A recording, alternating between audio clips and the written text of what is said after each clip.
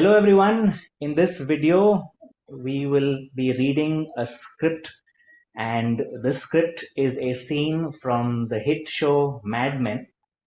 For those who may not know Mad Men is a show about uh, Don Draper, who is a creative director at an ad agency. It is set in the world of advertising in 1960s New York. And joining me in this script reading is my dear friend Saim Hyder. Saim is an actor and he's based in New York and India. And Sam and I met many years back. In fact, one of the first actors I ever auditioned was Sam, and he ended up acting as the lead in my short film.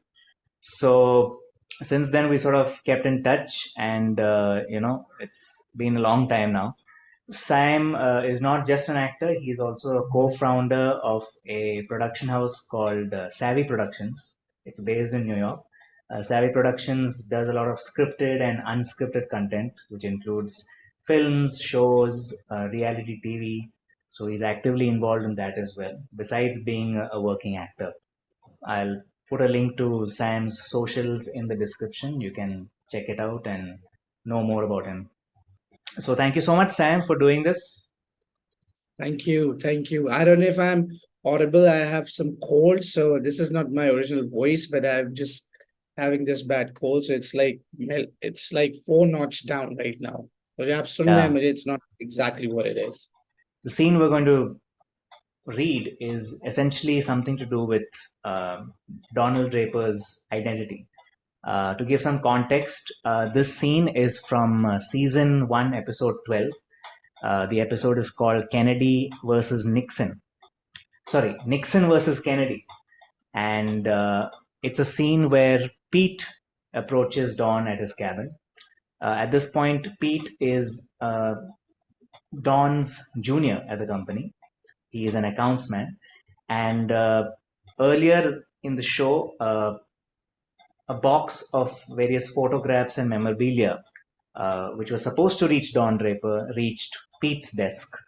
And Pete, out of curiosity, sort of went through the contents of the box and realized that it sort of indicated that Don Draper is not exactly Don Draper, is someone else. And in this scene, Pete is about to approach him right after he sort of discovered who Don might be. Let's have a look. Interior Sterling Cooper, Don's office, continuous day 2. Don sits at his desk with his coat off, looking at a stack of newspapers as Pete walks in.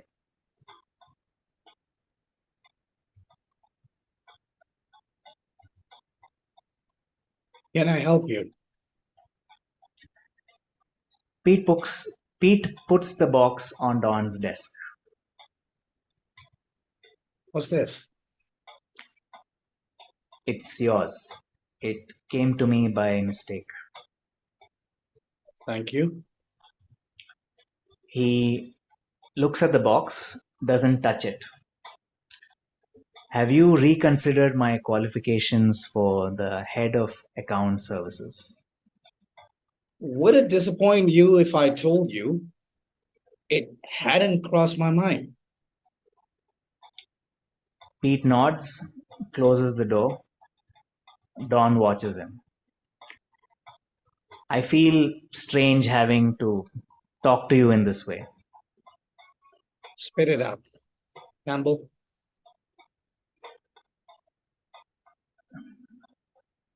I know that your name is not Don Draper. It's Dick Whitman. What?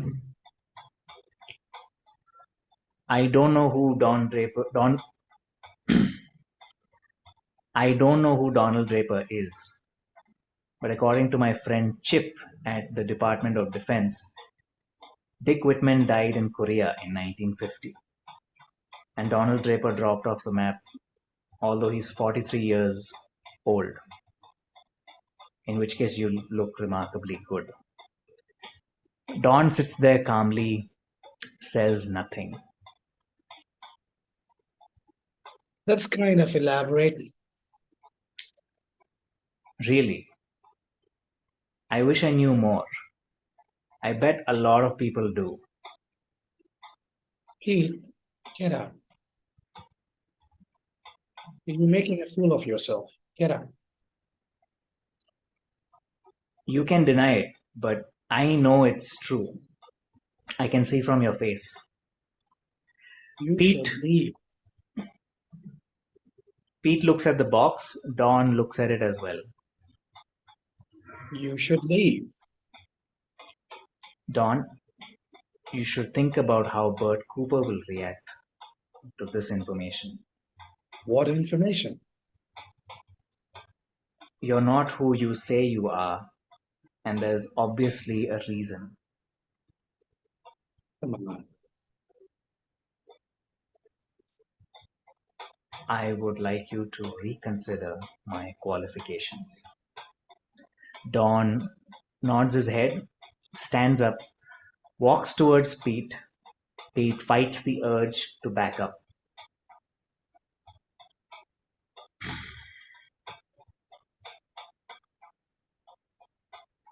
You said everything except or else, assuming this information is true, which it isn't. It sounds to me like you are blackmailing me.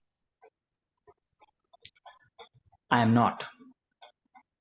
I'm hoping you'll realize that this all can be forgotten. Ah, Not like you're a deserter, is it? you should know, Pete, when you threaten someone in this manner, you should think about the fact that if your information is powerful enough to make them do what you want, what else can it make them do? Pete stares at Dawn. Dawn looks at him icy. It's very simple. And it's not a threat, it's just a job. Think about it. Pete opens the door and walks out. Dawn watches him go, closes the door, rips open the box. Inside it, he sees the pictures, letters, and dog tags. He leans against the desk, covers his eyes with his hand. So, what do you think of it, Sam? I think he's playing Don. I'm just referring to Don. The Yeah, character itself is playing very calm, though the inner life of what's going on, it's a different, it's a two-faced kind of a challenge. Whatever is going on in here, like inside, it's not reflecting on his face. That could be my take. mm-hmm. But it depends from actor to actor. And it also depends on the director. If the director wants that, because in US, TV is all directors and producers shot. So basically, uh, if this is telling, but that's a good actor, but if this is telling what's going on in here, I would say that's the justice to the role. But he's playing cool. Don is playing cool, but at the same time, there's a lot more going on within him. That's the that's how it's written, and that's how it looks to me right now. The whole Mm. scene, it's a confrontation of Pete coming to Don, but then Don is saying, "I don't know what you're talking about," but he does know, and then he's playing cool because he's the boss, and he just don't want to give Pete any idea that whatever he's saying is true. You know what I mean? Mm.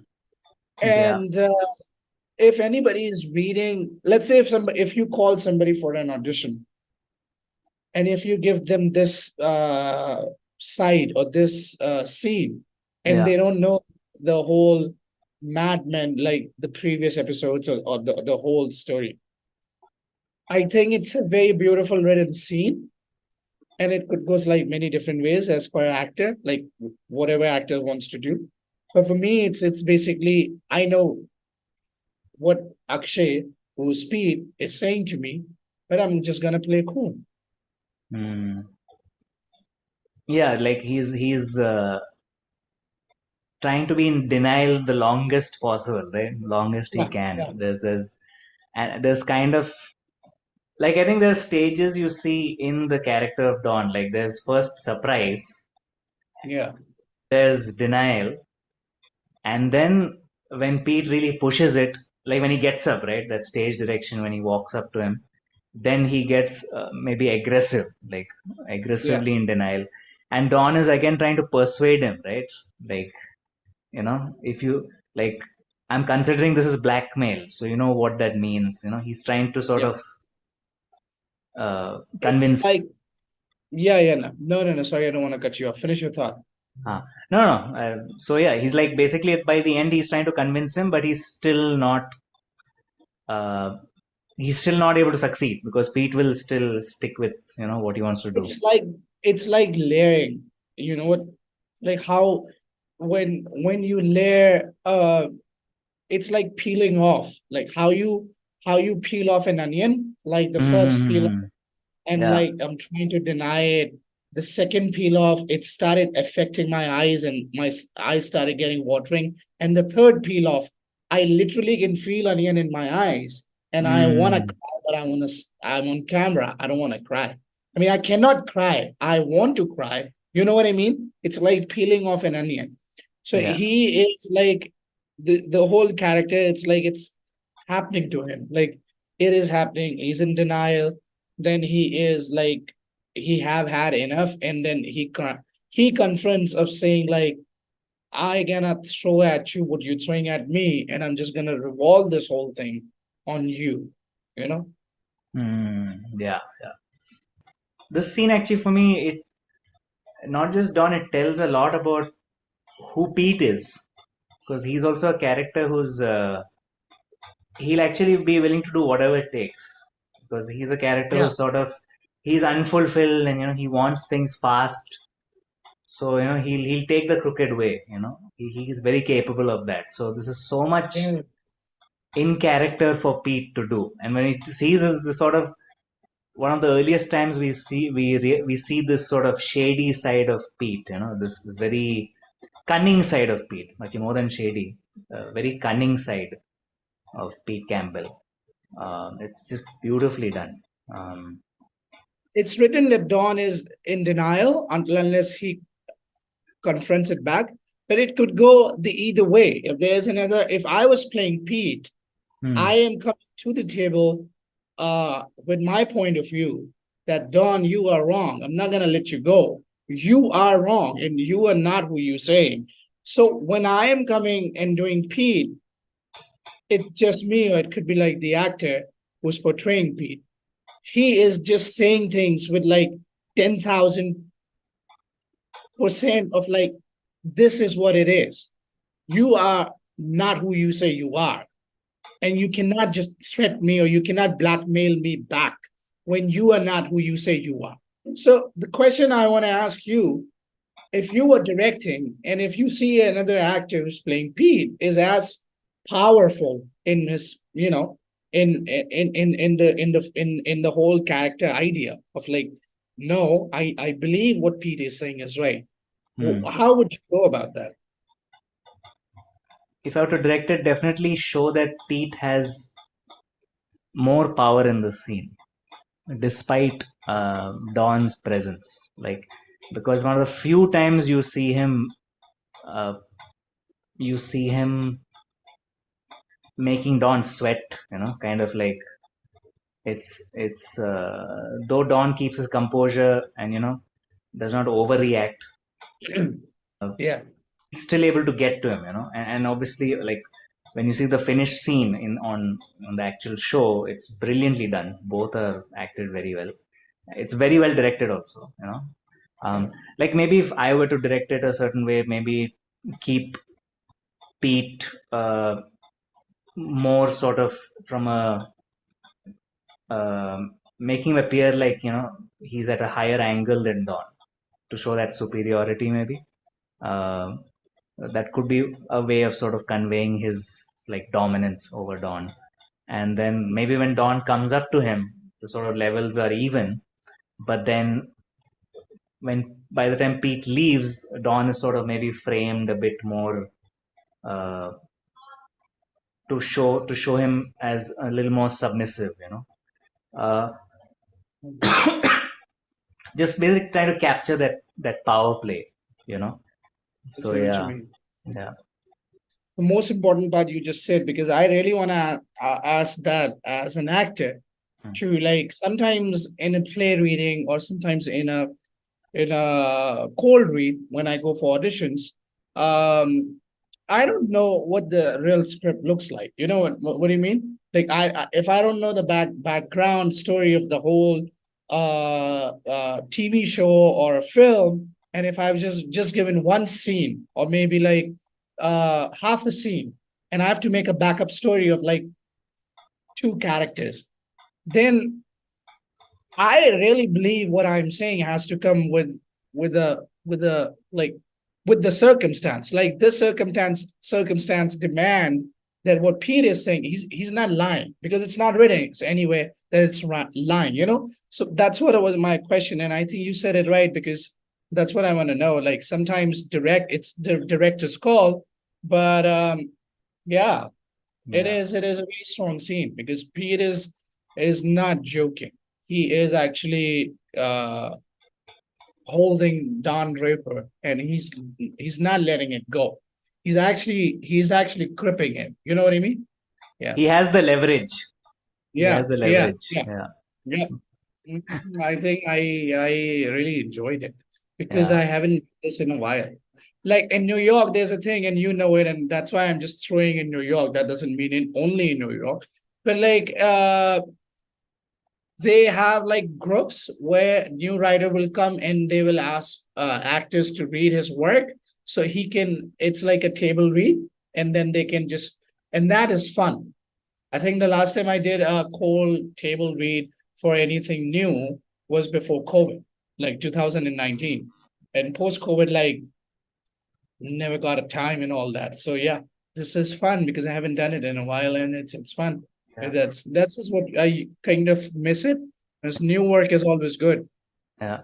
So While in that working as an actor or like during any kind of rehearsal or whatever, do you read scenes from Mad Men? Have you done it with like? I have done analysis when I was in acting school. That was like 10 years ago. Yeah, 2018. So they asked me to do a character analysis of Mad Men. They give you randomly. When I said I'm in my acting school back in New York, I did my acting from New York.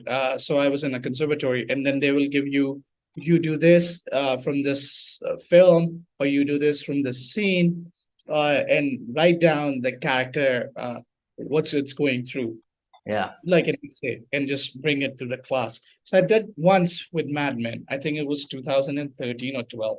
Couldn't remember it that well. But yeah, never did a acting scene, but I yeah. did that in form of to help me in the class, acting class. True, Yeah. true, true, true. What I like about this scene is that it's kind of, I mean, this is in season one and much towards the end of season one. So you're sort of, like you said, like it's about peeling off the layers of, of especially of Don's layers. And, like he's the character such a fiercely private person, right? And, Yeah. and Matthew Weiner, I think the creator of the show, I might be not be the exact words, but he was saying something on the lines of, I've been wanting to tell an internal story for years. Like Mad Men's an internal story that takes place over, that many years. This is like that one of the early starting points of the internal story really developing, and then we're getting an idea of, okay, Yeah. who Yeah. Don Yeah. Draper really is, who Dick Whitman is, basically. Right. Because like right Right. after the scene, it cuts to the flashback right after the scene in the script, Yeah. and even in the actual episode, they like when Don's at the end of the scene when Don's all worried and all, he's like thinking about those times, and we see it, and so like it's a good segue. Like the scene really connects, leads us well into his past. just that simple prop of that box just opens up a can of worms, Yeah. that's pretty good.